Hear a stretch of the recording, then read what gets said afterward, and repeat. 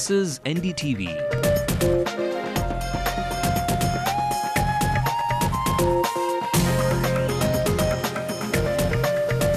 And you're watching NDTV Hindu.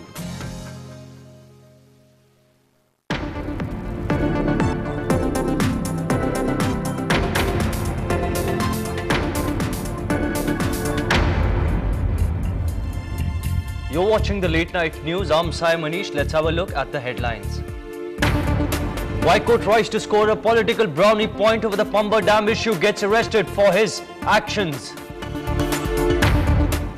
One brother says he's in the race, the other says he's not. Stalin yet to reveal his counter to Alagiri's challenge.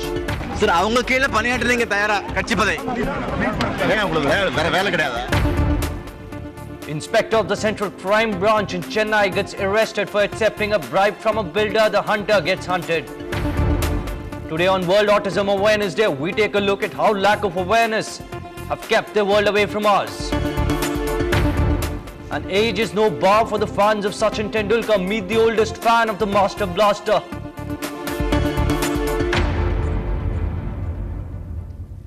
Well, Waiko tried hard to get into the political limelight and in the process got arrested. He along with 100 other party workers, in fact including a member of parliament, were arrested near the Pamba Dam on the Kerala-Tamil Nadu border.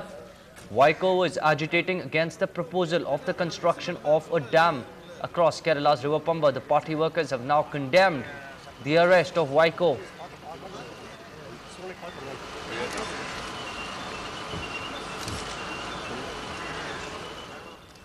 Now, Alagiri may have been the first one to fire the salvo, quite literally throwing a challenge to his brother Stalin. But Stalin wants to keep his cards close to his chest before he makes public his reaction to his brother's words. Stalin stayed off from commenting on whether he would throw up a challenge to Alagiri, but he does indeed decide to contest for the post of DMK president. Just to remind you, just yesterday Alagiri had announced that he won't let go of the opportunity of becoming chief minister. நான் படிக்கவும் இல்ல பார்க்கவும் இல்ல நான் கோயம்புத்தூர் போயிட்டு செம்மொழி மாநாடு வேலையை பார்த்துட்டு வரேன். அவங்களுக்கு கட்சி தலைவர் பதவி சார் அவங்க கீழே பணியாற்றுறீங்க தயாரா கட்சி பதவி உங்களுக்கு வேற வேலை கிடையாது. இல்ல அவங்க சொல்லிருக்காங்க. இல்ல அவங்க அப்படி சொல்லிருக்காங்க. நான் படிக்கவும் இல்ல பார்க்கவும். Now DMK Southern strongman MK Alagiri may have made his ambitions clear that he wants to become the DMK president, but the truth is he enjoys the support of not only 5 out of 28 ministers in the Tamil Nadu government. When he returned from Australia recently, there were only 2 state ministers to receive him at the airport. Perhaps an indication of this. Having thrown his hat into the ring, will Alagiri be able to build consensus within the DMK? Our reporter Peer Mehmed seeks the answer.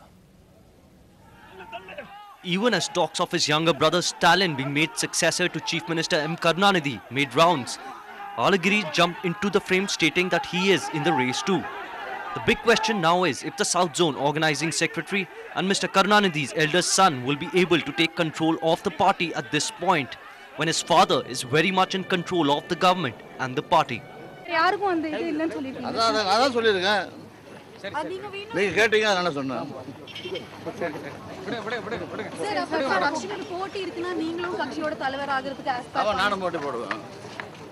Much against the wishes of his father and party chief Karunanidhi, Alagiri's supporters across the state have formed a forum in his name. The forum's members turned up in large numbers at the DMK's General Council in February, prompting Karunanidhi to remark that such forums are against the party's interests.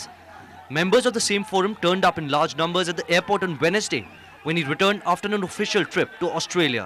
Once you're given a responsibility, I think you have to fulfill that responsibility before you take on anything else. I think that is what Mr. Alagiri is lacking. Sources close to him indicate that Alagiri enjoys the support of 5 ministers, including School Education Minister Tangam Thenarasu and Sports Minister TPM Moideen Khan. Besides, of course, there are a few legislators from down south like Anita Rajakrishnan, Malai Raja and JK Ritish. Stalin is being inch by inch. His position is being stabilized as the future chief minister. Well, that must be causing worry to Alagiri. Alagiri has a tough battle ahead. 5 out of the 28 ministers is definitely not enough to push for a fight. As things stand, he enjoys the support of barely 25% of the legislators and district secretaries within the party.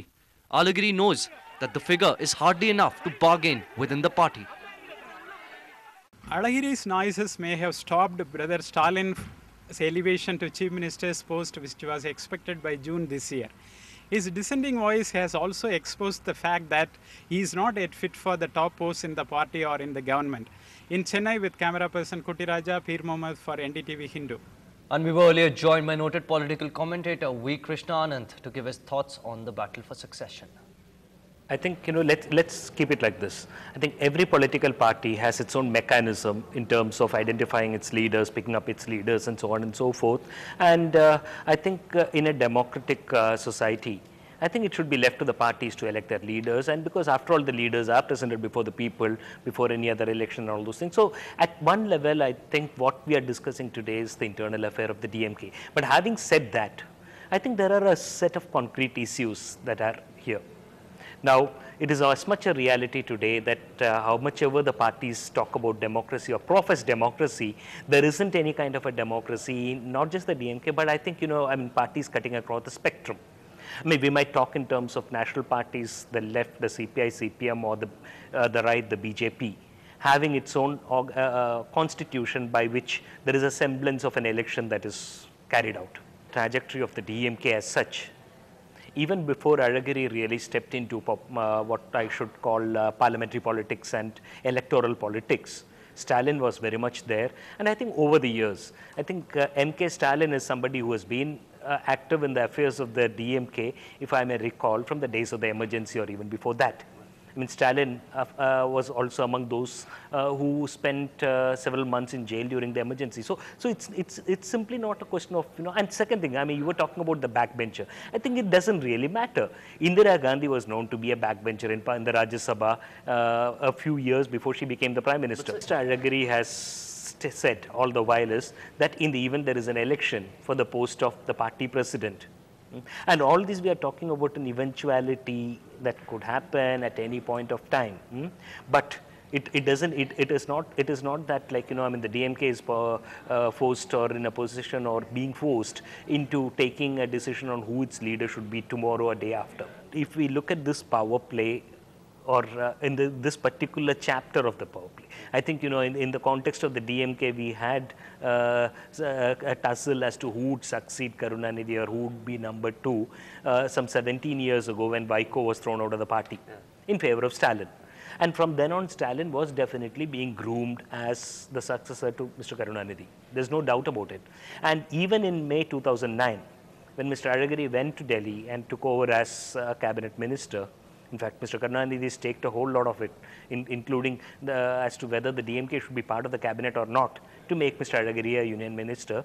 Alongside that, the timing was so significant. Stalin was announced and made the deputy chief minister of Tamil Nadu. Right. And so there's definitely been a very clear indication from Mr. Karunanidhi's part that Stalin is going to succeed. Well, coming up on the other side of this break, the hunter turns hunted as a crime branch official gets arrested by his own men. We see the world through these different eyes, all that and more on the other side.